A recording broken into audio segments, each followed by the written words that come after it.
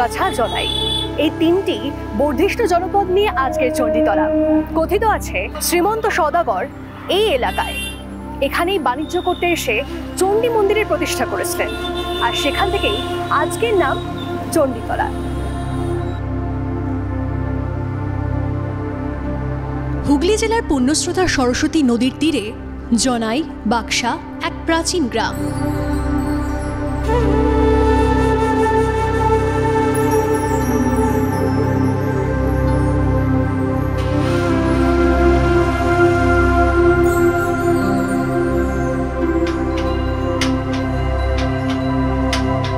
একে শহরতলিও বলা চলে না।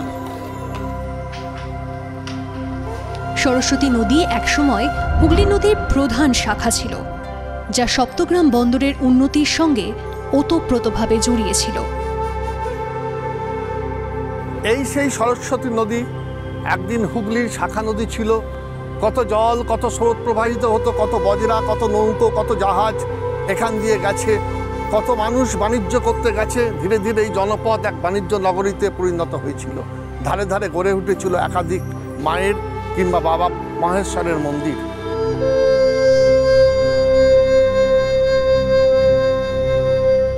জনাই এক ঐতিহাসিক স্থান এবং বাক্সা জনাইয়ের কাছাকাছি অবস্থিত।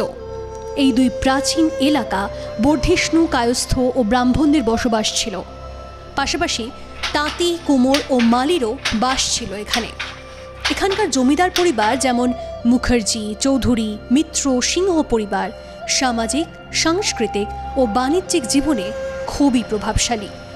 এর পাশাপাশি আমরা দেখেছি যে চাঁদ সওদাগর তিনিও বিভিন্ন সময় এখানে মন্দির প্রতিষ্ঠা করেছিলেন, এবং এই সময় যে জনপদ তৈরি হয় সেই জনপথের মধ্যে দিয়ে ব্যবসা বাণিজ্যের কারণে তখন ব্রিটিশ যারা ছিলেন শাসনে, তারা এখানে বিভিন্ন বিভিন্ন জায়গিরদার বা পত্তন দেওয়া শুরু করেন, এবং সেখানে ছোট ছোট সেই যারা বিভিন্ন জায়গায় জমির মালিক হন বা বিভিন্ন জায়গায় যারা বিভিন্ন জায়গায় জমিদারির আখ্যা পান যাকে বলেন, তারা কিন্তু এখানে তাদের বসবাস শুরু করেন।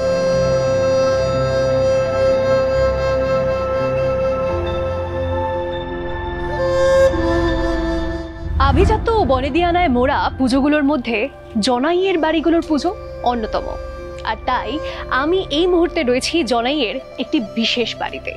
আমি রয়েছি জনাইয়ের মিত্র বাড়িতে, মিত্র বাড়ির দুর্গাপুজো, যে বাড়িতে আচার অনুষ্ঠান, রীতি নীতি দীর্ঘ বছর ধরে মেনে আসা হয়। এই বাড়ির আরও বেশ কিছু বিশেষত্ব রয়েছে।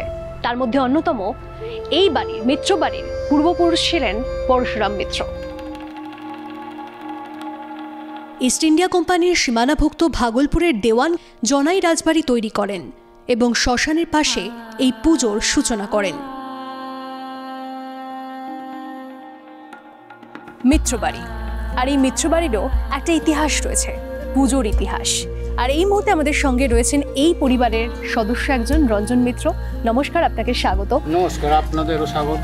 একদম, অনেক ধন্যবাদ। আমি প্রথমেই আপনার থেকে যে বিষয়টা জানতে চাইবো, যে কোথায় আপনাদের বাড়ির পুজোটা অন্যান্য বাড়ির পুজোগুলোর থেকে একদম আলাদা, সেটা যদি একটু বলেন।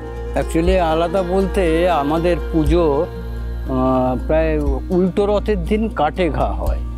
এবার এই উল্টো রথের দিন কাঠে ঘা হয়, এইখানে পুজো হয় বাঁশ পুজো। ওই বাঁশ দিয়ে ঠাকুর তৈরি হয়, যেখানে দেখছেন আমাদের ঠাকুর দোমেটে হয়ে গেছে। আমাদের বাড়ির বিশেষত্ব হচ্ছে পুজোর 15 দিন আগে আমাদের বোধন বসে। বোধনের একটা কলা বউ আসে, তারপরে 1 সপ্তাহ বাদে একটা কলা বউ আসে, তারপরে সপ্তমীর দিন আসে। আর আমাদের বাড়িতে মায়ের যা সাজ সব কিছু অরিজিনাল, সে বেনারসি থেকে আরম্ভ করে সমস্ত কিছু অরিজিনাল, গয়নাগাটি থেকে আরম্ভ করে অস্ত্রগুলো পর্যন্ত আলাদা, সব কিছু অরিজিনাল থাকে।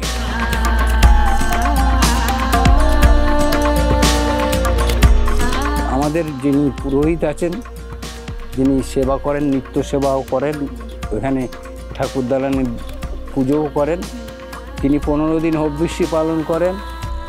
হব্বিষ্যি করে তারপরে এখানে পুজো করে বোধন করেন, বোধন হয়।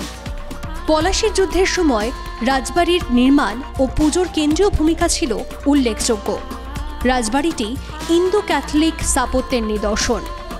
আপনাদের বাড়িতে এতগুলো বিশেষত্ব যখন রয়েছে, পুজোর ইতিহাস রয়েছে, এত নিয়ম রয়েছে, আচার অনুষ্ঠান রয়েছে, নিশ্চয়ই ভোগেরও একটা বিশেষত্ব রয়েছে। সেটা যদি বলেন, কি কি ভোগ দেওয়া হয় মাকে? না, ভোগ বলতে আমাদের ভোগ হয় না, ওই লুচি ভোগ রাত্রিবেলা ঠাকুরকে দেওয়া হয়।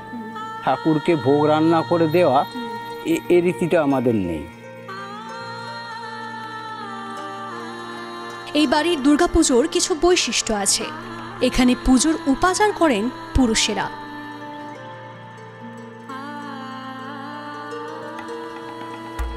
আমরা এখানে বসে রয়েছি আর এখান থেকে বাড়ির বাইরে একটা মন্দির দেখতে পাচ্ছি, আর সেই মন্দিরেরও একটা ইতিহাস রয়েছে, সেই মন্দিরেরও বিশেষত্ব রয়েছে, সেটা যদি একটু বলেন। এই মন্দিরের বিশেষত্ব ইতিহাস বলতে বাংলার 1100 সালে এই মন্দির তৈরি হয়। এবং আমাদের যে এই মন্দিরের রঘুনাথজিউ আছে, উনি খুব জাগ্রত। ওনাকে ডেকে কেউ বিফলে গেছেন এরকম নয়। পরিবারের প্রতিটা সদস্য ওনাকে ভাবি যে আমাদের মাথার ওপর একজন বয়স্ক ব্যক্তি আছে, তিনি হচ্ছেন রঘুনাথজি।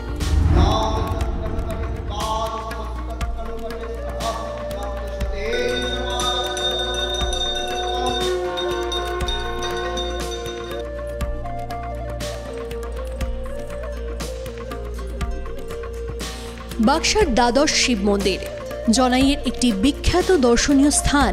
বাক্সার দ্বাদশ শিব মন্দির, এখানকার মিত্রপাড়ির বংশধর শ্রী ভবানীচরণ মিত্র 1780 সালে এই শিব মন্দিরটি নির্মাণ করেন।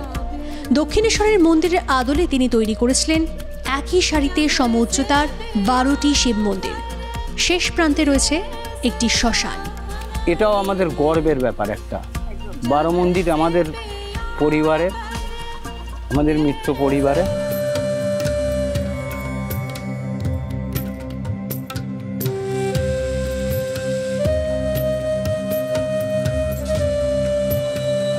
বেগমপুর, জাঙ্গিপাড়া, রাজবলহাটের তাঁতের শাড়িগুলি এবং রাজবলহাটের ধুতিগুলি বহুল প্রচলিত।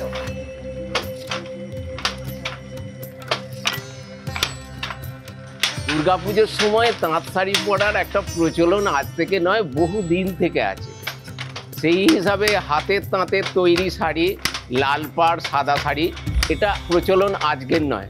এই পুজোর সময় এলেই লাল পাড় সাদা শাড়ি, তার মধ্যে বিভিন্ন ধরনের কাজ করা, এটা প্রত্যেকটা মানুষ এখনও চায়।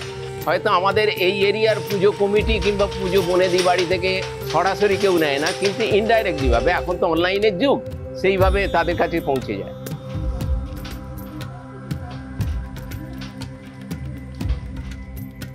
একটা হাতের তাঁত চালাতে গেলে তার সঙ্গে 3-4 জন বাড়ির লোককে সহযোগিতা করতে হয়।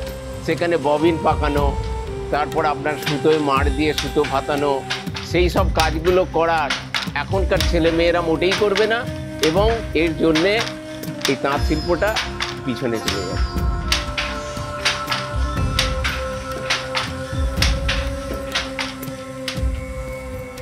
এক একটা বাড়ির এক একটা ইতিহাস থাকে, গল্প থাকে। আজ আমরা যে বাড়িতে রয়েছি সেই বাড়িরও ইতিহাস রয়েছে, এবং সেটা আমি এই বাড়ির সদস্য থেকেই শুনে নেব। এই দুর্গাপুজোর ইতিহাস অনেক পুরনো। আপনি যদি এই বাড়ির আচার অনুষ্ঠান, ইতিহাস, কবে থেকে পুজো শুরু হয় সমস্ত কিছু বলেন। এবারে পুজো তো 300-350 বছর অতিক্রান্ত। পুজোর মহলার দিন থেকে আমাদের বোধন বসে, আর ঠাকুর নারায়ণ শ্রীধরকে ওখান থেকে ঠাকুরের কাছে নিয়ে আসা হয়। চলো এখন পুজোর কদিন এখানেই থাকবেন। তারপরে ওইখানে হাঁড়ি কাঠ আছে বড়, মোষ বলি হতো। আগে মোষ বলি হতো, পরবর্তীকালে এটা বন্ধ হয়। এখন অবশ্য একটা সন্ধি পুজো বলি হয়। আর ঠাকুর দালানের অবস্থা খুবই খারাপ, যার জন্য আমাদের প্যান্ডেল বেঁধে বাইরে পুজো করতে হয়। সপ্তমীর দিন কলা বউ চান করে আসে ওই নদী থেকে, 12 মন্দির ওইখান থেকে নদী থেকে চান করে নিয়ে আসা হয়, উঠোনে প্রতিষ্ঠা পুজো করা হয়, তারপর ঠাকুর দালানে উঠে যায়।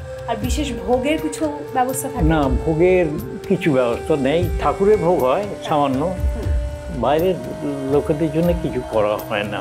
আচ্ছা। আগে হয়তো হতো, হ্যাঁ। এই দিনের কালের গতিতে অবলুপ্তি হয়েছে। পুজোর দিন সমস্ত সদস্যরা একত্রিত হয় যে বাড়িতে আমরা দেখতে পাচ্ছি যে ভগ্নপ্রায় দশা, কিন্তু সেই বাড়ির অন্য রূপ হয় পুজোর সময়। পুজোর সময় গম গম করে সকলের। হ্যাঁ।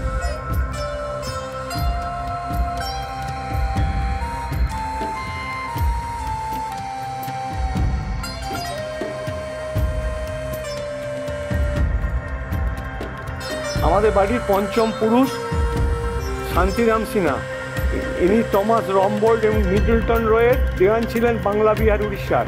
ইনি পঞ্চম পুরুষ। জয়কৃষ্ণ ষষ্ঠ, নন্দলাল সিনহা সপ্তম, মহাত্মা কালীপ্রসন্ন সিনহার কৈশোরের ছবি। হ্যাঁ, ইনি অষ্টম পুরুষ। আমরা 12তম, আমাদের নাতির এখন 14তম।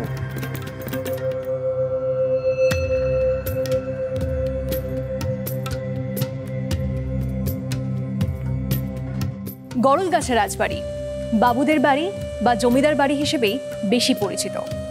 পণ্ডিত সন্তোষমোহন বিদ্যাবাগীশ বর্ধমান রাজবংশের কৃতজ্ঞতা স্বরূপ নবাব মুর্শিদাবাদের কাছ থেকে এই জমি উপহার হিসেবে পান এবং তারপর এই জমিতেই তার দুই ছেলে প্রায় 250 বছর আগে দুর্গাপুজোর শুভ সূচনা করেন।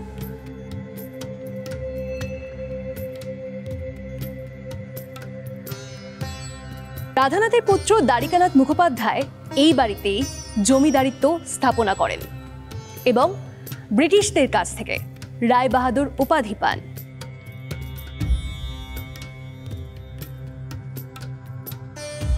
গরলগাছা জমিদার বাড়ি হুগলির চণ্ডীতলা ডানকুনি এলাকায় অবস্থিত। এটি প্রায় 300 বছর পুরনো একটি জমিদার বাড়ি, যেখানে বিগত প্রায় 280 বছর ধরে নিরবিচ্ছিন্নভাবে দুর্গাপুজো হয়ে চলেছে ঠাকুর দালানে, এবং সঙ্গে হয় কালী পুজো, নিত্য শিব পুজো, নিত্য নারায়ণ পুজো এবং দোলযাত্রা। বংশের বিভিন্ন মানুষেরা নিয়মিতভাবে এই ভীষণ নিষ্ঠার সঙ্গে এবং একই নিয়মে এই পুজো করে আসছেন। এ বাড়ি প্রতিষ্ঠা করেছিলেন দ্বারিকানাথ মুখোপাধ্যায় এবং বিভিন্ন পর্যায়ে বিভিন্নভাবে পরিবারের বিভিন্ন অংশ এটাকে নিয়ে চলেছে।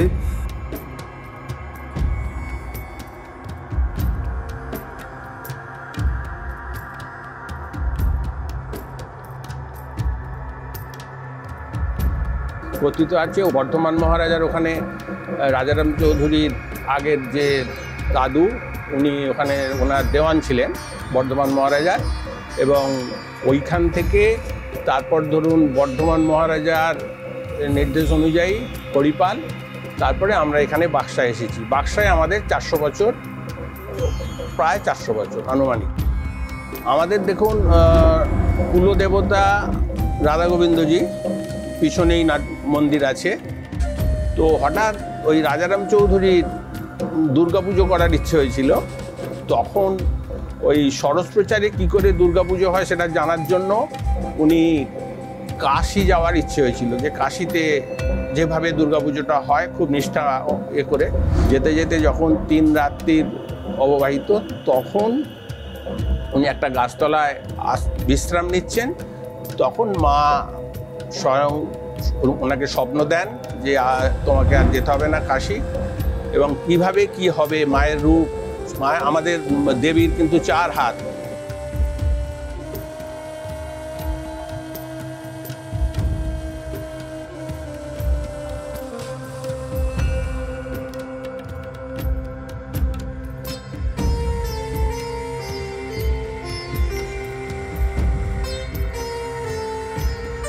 আর আমাদের পুজোর রীতিনীতি কিন্তু অন্য পুজোর থেকে একটু আলাদা। যেমন ধরুন এখানে কোনো রকম ওই সুতো দিয়ে ঘেরা হয় না। এখানে মায়ের পায়ের সঙ্গে দেবী ঘটের একটা যে তুলসের সঙ্গে যোগাযোগ রাখা হয়। আর আমাদের এখানে বাড়ির যে 9টা বাড়ি আছে, 9টা ফ্যামিলি, তাদের প্রত্যেকটা বাড়ির লক্ষ্মীকে সপ্তমীর দিনে দেবী স্নান হয়ে যাওয়ার পর ওইখানে সমস্ত বাড়ির লক্ষ্মীকে স্থাপন করা হয় এবং পুজোর 4 দিনই থাকে। আবার দশমীর পুজোর আগে হয়ে গেলে আবার যে যার লক্ষ্মী ঘরে নিয়ে চলে যান।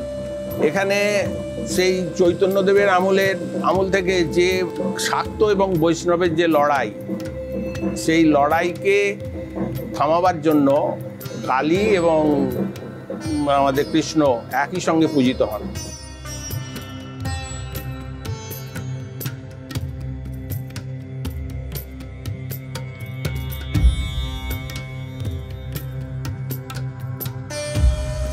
জনাইয়ের মনোহরা বঙ্গবিখ্যাত, তার স্বাদ আজও অমলিন। এবং শুধু তাই নয়, এছাড়াও গোলাপি প্যারা, নিকুতি, সেগুলোরও বৈশিষ্ট্য রয়েছে। আচ্ছা, কলকাতা প্রসিদ্ধ ভিন্না, তারও আদিবাড়ি এই জনাইতে।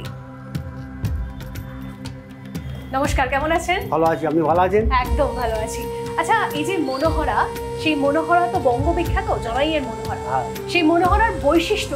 জনাইয়ের ভীমনগের কলকাতার যে নাম করা, ওনার বাড়ি এখানে।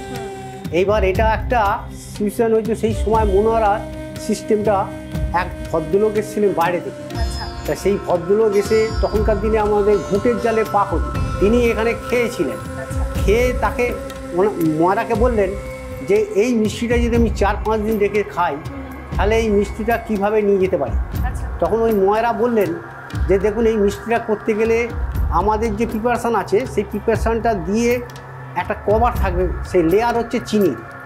সেটা মাটির পাত্রেই হোক, যে কোনো পাত্রে আপনাকে দেবো। তা ওটা রেখে 4 দিন পরে আপনি ছাড়িয়ে ডিমের খোলার মতো সেই ভেতরে শাঁসটা খেতে পারবেন। এই আঁশটা তখনকার দিনে কভারটা পুরো ছাড়ানো যাবে, এই দেখুন কভারটা ছাড়া যাচ্ছে। আমরা মনোহরা পুরোটা খেয়ে নিচ্ছি এখনকার, কিন্তু এর ছাঁচটা, ভেতরের ছাঁচটাই হচ্ছে এর প্রিপারেশান। এই যে আঁশটা, এই আঁশটা ছাড়িয়ে নিয়ে এই যে ভেতরে যে প্রিপারেশানটা গোলটা, এর ভেতরেই এটা শাঁস।